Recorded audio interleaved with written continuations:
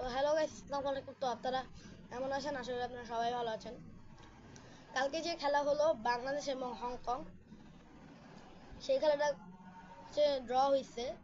কারণ কোচ বাংলাদেশের খেলাটাকে মনে হয় ধ্বংস করতে যাচ্ছে। কারণ বাংলাদেশের খেলাটা নষ্ট হয়ে যাচ্ছে কোচের জন্যই। কোচ যখন জামাল ভুঁইয়া এবং ফাহমিদুলকে নামিয়েছে, তখন সাদরে উঠাইতে পারতো, কারণ সাদ ভালো মতো খেলে নাই এবার। সাদরে উঠাইতে পারতো, কিন্তু জায়ান্নে উঠাইতে পারছে। জায়ান্নে উঠাইলো কেন এটা আমি নিজেও জানি না। কারণ কারণ হামজা, ফাহমিদুল, জায়ান আর সমিত এবং জামাল জামাল ভুঁইয়া ওরা খেলাটাকে টিকে রাখতে পারতো। যখন সমিত সে ব্যথা পায়, তখন 10 জনের মাঝে সাত অনেক খারাপ একটা খারাপভাবে খেলতেছিল। মনে হয় নিজের একটা গোল দিচ্ছে, এরকম ভাবে খেলতেছিল। কিন্তু হামজা বাংলাদেশ খেলার জন্য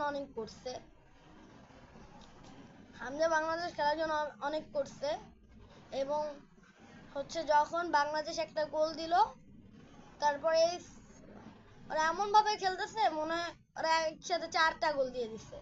হামজা ওরা বাদে খালি সাদে যদি উঠাইতে পারতো তাহলে ভালো হইতো। এবং যখন ফাহমিদুলের কাছাকাছি একটা বল ছিল, যদি একটু ওর পায়ের সাথে লাগতে পারতো তাইলেই একটা গোল হয়ে যেত। কিন্তু এটা সম্ভব হলো না। তো আবার আমাদের নভেম্বরের 18 তারিখে ইন্ডিয়া এবং বাংলাদেশের খেলা। আশা করি আমরা জিতবো ইনশাল্লাহ। সবাই দোয়া করবেন বাংলাদেশ খেলার জন্য। এবং আমার বাংলাদেশ নিয়ে আর কিছু বলার নেই, কারণ বাংলাদেশে কালকে যেভাবে খেলতেছিল সাদ এবং কোচ অনেক খারাপ। কারণ কোচ বাংলাদেশ খেলাটাকে নষ্ট করতে যাচ্ছে।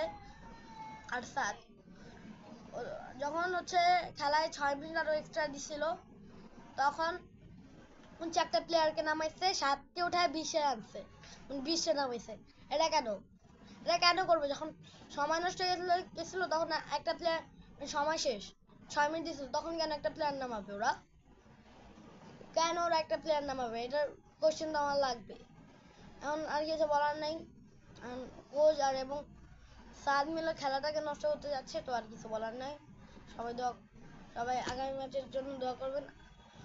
তো আর চ্যানেলটাকে সাবস্ক্রাইব করে দিবেন। আসসালামু আলাইকুম, ভালো